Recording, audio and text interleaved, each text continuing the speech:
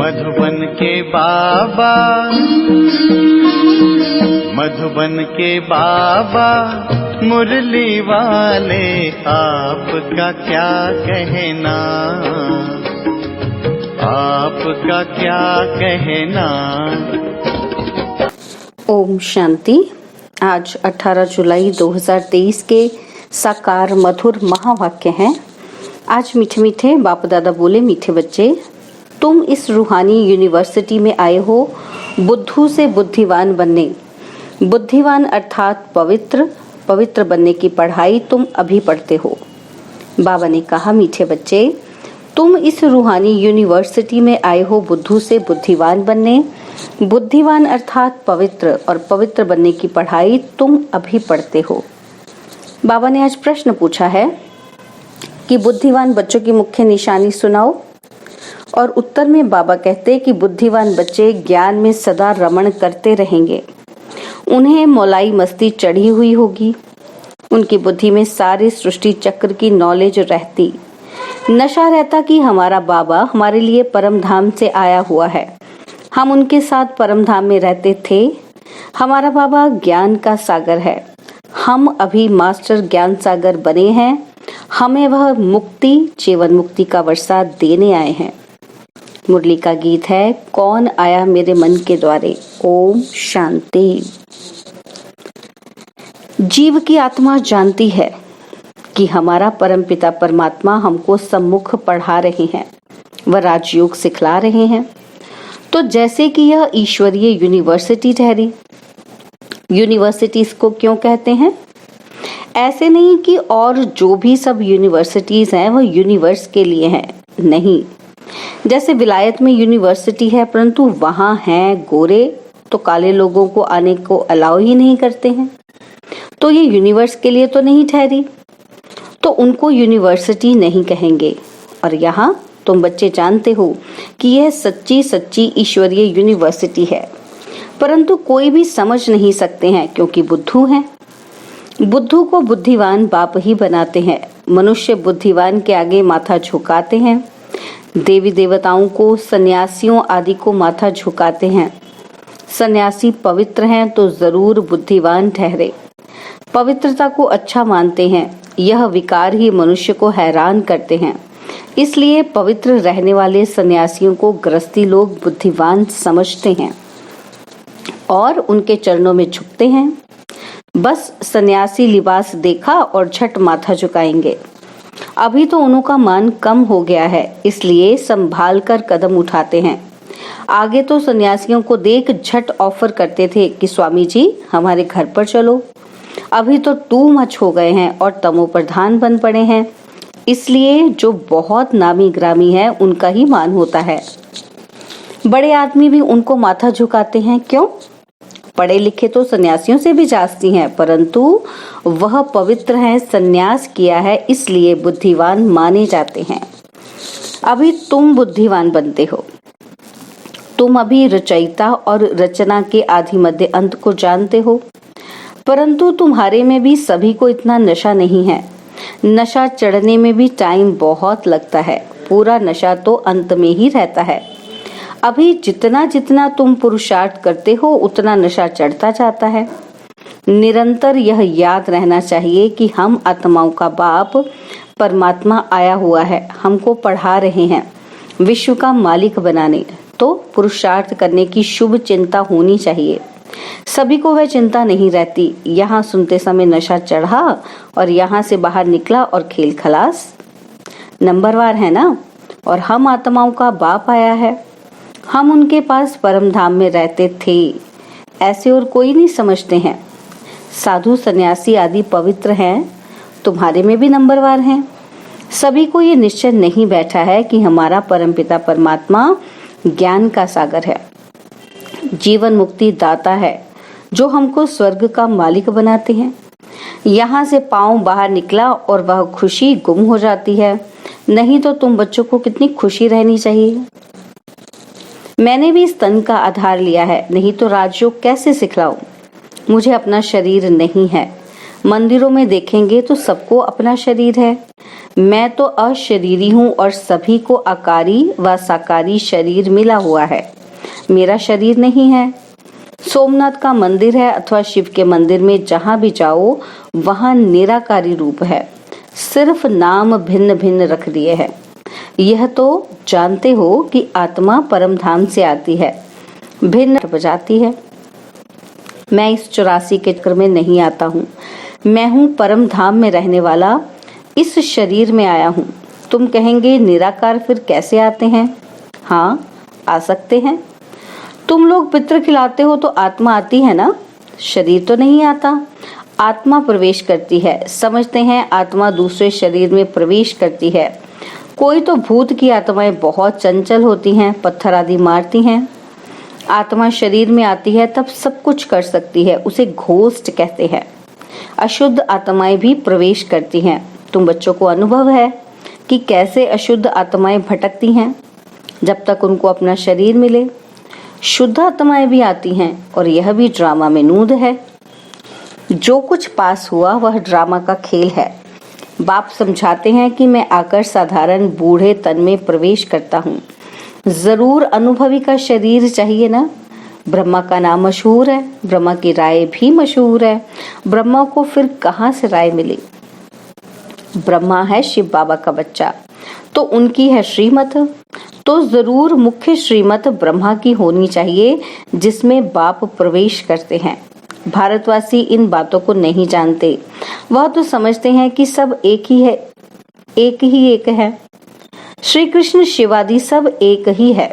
श्री कृष्ण को महात्मा योगेश्वर कहते हैं, परंतु क्यों कहते हैं ये तो समझते ही नहीं। श्री कृष्ण की आत्मा अभी ईश्वर द्वारा योग सीख योगेश्वर बन रही है। कितना गुप्त राज है। मनुष्य तो कह देते परमात्मा नाम रूप से न्यारा है, उनका शरीर है ही नहीं। परंतु तुम तो कहते हो कि सोमनाथ का मंदिर शिव के अवतरण का यादगार है। जरूर कल्प पहले शिव बाबा आया हुआ था और अब आया हुआ है, और फिर द्वापर में उनकी भक्ति शुरू होती है, शिवरात्रि मनाते हैं। बाप बैठ समझाते हैं कि तुम आत्माएं परम धाम से आई हो पाठ बजाने। आत्मा अविनाशी है, इसमें 84 जन्मों का पाठ भरा हुआ है। जैसे बाप पुराने शरीर में आए हैं वैसे तुम भी पुराने शरीर में हो। बाबा इस पुराने शरीर से लिबरेट कर नया देते हैं। युक्ति बतलाते हैं कि कौड़ी तुल्य से हीरे तुल्य कैसे बनो। गाते भी हैं माशूक एक। बाप कहते हैं कि मैं परम धाम का रहवासी हूँ, तुम भी परम धाम में रहने वाले हो। मैं पुराने ते पुराने शरीर में आया हूँ, तुम्हारा भी 84 जन्मों के अंत का यह पतित तन है। तुम भी अपने को आत्मा समझो। हमने 84 जन्म भोग पूरे किए हैं, अभी फिर नई दुनिया में हमको नया शरीर मिलेगा। तो दुनिया नहीं होगी तो कितनी खुशी में रहना चाहिए। नंबरवार हैं। कोई तो बिल्कुल ही डल हेड है, माया ने बिल्कुल ही पत्थर बुद्धि बना दिया है। जैसे गर्म तवे पर पानी डालो तो बिल्कुल ही सूख जाएगा, ऐसे तत्ते तवे हैं। अरे तुम अपने को सिर्फ आत्मा बाप की संतान समझो, वह भी नहीं समझते। अगर समझते तो आश्चर्यवंत भागंती क्यों हो जाते। माया बड़ी जबरदस्त है, कोई गफलत की और माया थप्पड़ मार देगी। अरे बाबा आया है वर्षा देने, फिर भी तुम भिखारी बनते हो। बड़ा जबरदस्त थप्पड़ लगाती है। बाप तो थप्पड़ नहीं मारेंगे, माया थप्पड़ मार मुंह फेर देती है। ऐसे बहुत माया के थप्पड़ खाते रहते हैं। माया भी कहती है कि तुम बाप को याद नहीं करते हो, सो मैं मारती हूँ। बाबा को याद नहीं करेंगे तो माया क्या कहती है, तो इसलिए मैं आपको मारती हूँ। माया को हुक्म मिला हुआ है। बाबा क्या कहते, माया को हुक्म मिला हुआ है। बुद्धिहीन को बुद्धिवान बनाना है तो क्यों नहीं सर्विस करते हो। क्या अब तक माया के मोचरे खाते रहना है? बहुत मोचरा खाते हैं, कोई को क्रोध का, कोई को मोह का मोचरा। बाप कहते हैं तुम सब कुछ सरेंडर कर ट्रस्टी हो रहो। विकार भी दान में दिया, फिर काम में क्यों लाते हो। विकारों का तो कोई रूप नहीं है। धन के लिए कहेंगे ट्रस्टी हो रहो, भल काम में लगाना, परंतु बहुत संभाल से, बाप की श्रीमत से। पैसे से कोई ऐसा विकर्म नहीं करना, नहीं तो उसका बोझा सारा तुम्हारे सर पर चढ़ेगा। माया बड़ी तमो प्रधान है, वह भी जानती है। क्या जानती है? कि ये बाप को ठीक रीति याद नहीं करते हैं, इसलिए मारो, इनको घूसा मारो। माया कहती है अगर बाप और वर्षे को याद नहीं करेंगे तो मैं थप्पड़ मार दूंगी।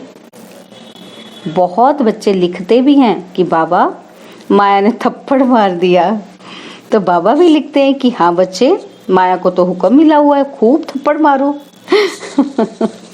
तो बाबा देखो हमको समझा रहे हैं कि माया को हुक्म दिया हुआ है बाबा ने, खूब थप्पड़ मारो। बाबा कहते हैं क्योंकि तुम मेरा बनते नहीं हो, तुमको सदा सुखी बनाने आया हूं, तो भी तुम बच्चे याद ही नहीं करते हो। है बड़ा सहज, परंतु टाइम लगता है। नहीं तो बाप और वर्षे को याद कर खुशी का पारा चढ़ जाना चाहिए। आखिर में याद करते करते हिचकी आए, बस हम बाबा के पास चला जाता हूँ, फिर आ जाऊंगा स्वर्ग में, एकदम जैसे मौलाई बन चले जाएंगे। अच्छा, ये तो कोई ही जानते हैं कि आत्मा आशिक है परमपिता परमात्मा की। सच्चे सच्चे आशिक तुम हो। आधा कल्प तुम आशिक बन माशूक को खूब याद करते हो, परंतु ये जानते नहीं कि आत्मा परमात्मा पर आशिक होती है। वह तो कह देते कि आत्मा सो परमात्मा और परमात्मा सो आत्मा। यहाँ तो बहुत फर्क है। तुम जानते हो परमात्मा है माशूक, वह पवित्र सोल हमको कितना खूबसूरत बनाती है। हम आत्मा गंदी बनने से जेवर भी गंदे बन पड़े हैं। बाबा आए हैं फिर से गोरा बनाने, फिर शरीर भी गोल्डन एज्ड मिलेगा। खाद सोने में डालते हैं ना। अब देखो ये मंदिर है आदिदेव का, उनका नाम कोई ने महावीर रख दिया, अर्थ कुछ नहीं जानते हैं। हनुमान को भी महावीर कह देते हैं। अब कहाँ हनुमान, फिर कहाँ आदिदेव को भी महावीर कह देते।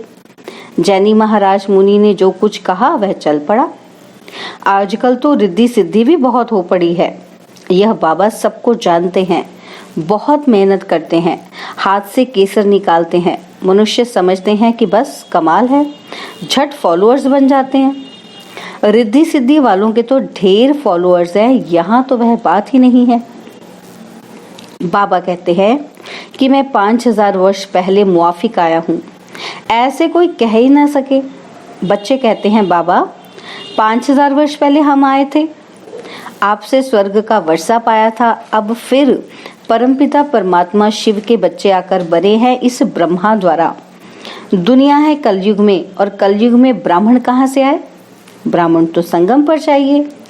पैर और चोटी संगम हुआ ना, शूद्र और ब्राह्मण का संगम।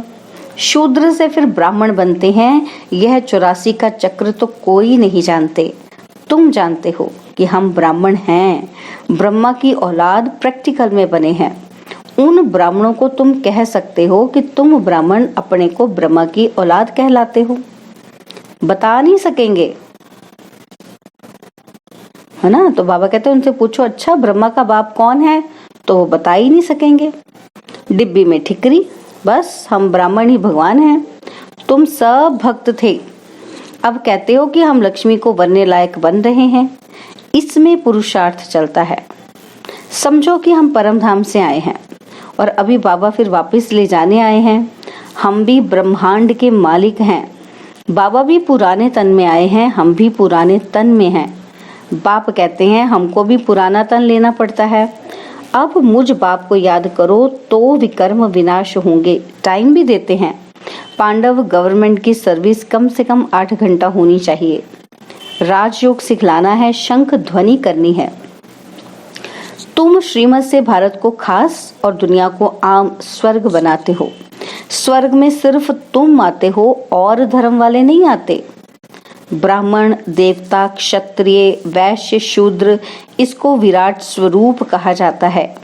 एक विराट स्वरूप का भी चित्र बनाना चाहिए जो मनुष्यों को सहज समझ में आए। विष्णु को विराट स्वरूप में ले आए हैं, चित्र तो जरूर चाहिए ना। स्कूल में भी चित्र रखते हैं ना, नहीं तो बच्चा क्या जाने हाथी क्या होता है, चित्रों पर दिखाते हैं। तो यह भी 4 युग है। अब कलयुग है, चक्र जरूर फिरेगा। ब्राह्मण तो संगम पर होते हैं, बाकी है जिस्मानी ब्राह्मण पंडे। वह ब्रह्मा मुख वंशावली नहीं है। ब्रह्मा मुख वंशावली को तो दादे से वर्षा मिलता है, उन ब्राह्मणों को वर्षा कहाँ मिलता? इन बातों को तो तुम्हारे में भी नंबरवार समझ सकते हैं। अच्छा, मीठे मीठे सिकिलदे बच्चों प्रति माता पिता बाप दादा का याद प्यार और गुड मॉर्निंग। रूहानी बाप की रूहानी बच्चों को नमस्ते। हम रूहानी बच्चों की रूहानी बाप दादाजी को दिलवा जान सिकवा प्रेम से नमस्ते। ओम शांति। प्यारे बाबा, मीठे बाबा, मेरे बाबा, शुक्रिया बाबा, शुक्रिया बाबा, शुक्रिया। धारणा के लिए मुख्य सार है, पहला पॉइंट है, बुद्धि से सब कुछ सरेंडर कर ट्रस्टी हो रहना है। बहुत संभाल से श्रीमत प्रमाण हर कार्य करना है। बाबा और वर्षे को याद कर अपार खुशी का अनुभव करना है। बाबा की याद में मोलाई बन जाना है, सच्चा आशिक बनना है। बाबा ने आज वरदान दिया कि समाने और समेटने की शक्ति द्वारा एकाग्रता का अनुभव करने वाले सार स्वरूप भव। समाने और समेटने की शक्ति द्वारा एकाग्रता का अनुभव करने वाले सार स्वरूप भव। देह के संबंधों व पदार्थों का बहुत बड़ा विस्तार है। सभी प्रकार के विस्तार को सार रूप में लाने के लिए समाने व समेटने की शक्ति चाहिए। सर्व प्रकार के विस्तार को एक बिंदु में समा दो। मैं भी बिंदु, बाप भी बिंदु।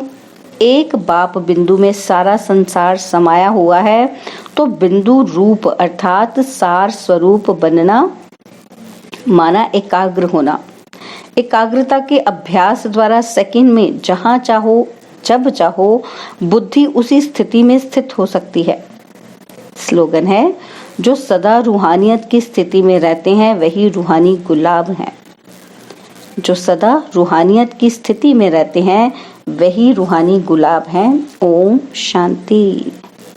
और अब यह एक बहुत अच्छी वीडियो भी जरूर देखें।